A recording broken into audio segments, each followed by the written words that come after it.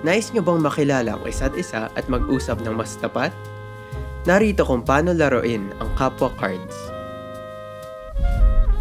Una, ang paghahanda. Magtipon sa isang komportableng lugar, maaring sa bahay o meeting area. Mas mainam kung 2 hanggang 5 ang manlalaro. Ihiwalay ang mga cards ayon sa 5 kategorya. Ang mga kategorya ay ang mga ate at kuya, mga lider ng komunidad, mga estudyante, mga magulang, at mga nakatatanda. Ilagay ang mga ito sa gitna ng mesa.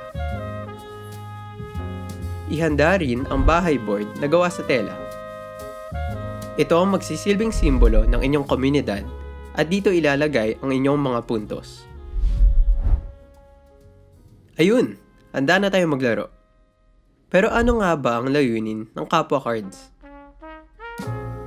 Bawat card ay may sitwasyon at tanong na kailangan pag-usapan at pagkaisahan ng grupo. Kapag nagkasundo ang lahat, makakakuha kayo ng 1 punto.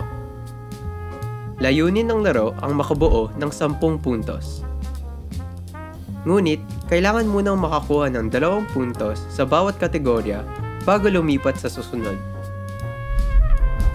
Paano naman maglaro? Pumili ng unang player na bubunot ng card mula sa kahit anong kategorya. Basahin ng malinaw ang sitwasyon at mga tanong. Pagkatapos, magbahagi ang bawat isa. Makinig ng mabuti at tuklasin ang iba't ibang pananaw.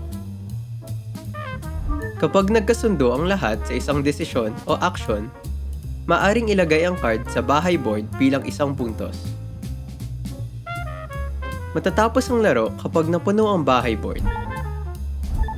2 puntos bawat kategorya para sa total na 10 kapwa cards. At tandaan, ang tunay na panalo ay hindi lang tinitignan sa rami ng puntos, kundi ang lalim ng inyong pag-uusap at ang pag-unawa ninyo sa isa't isa.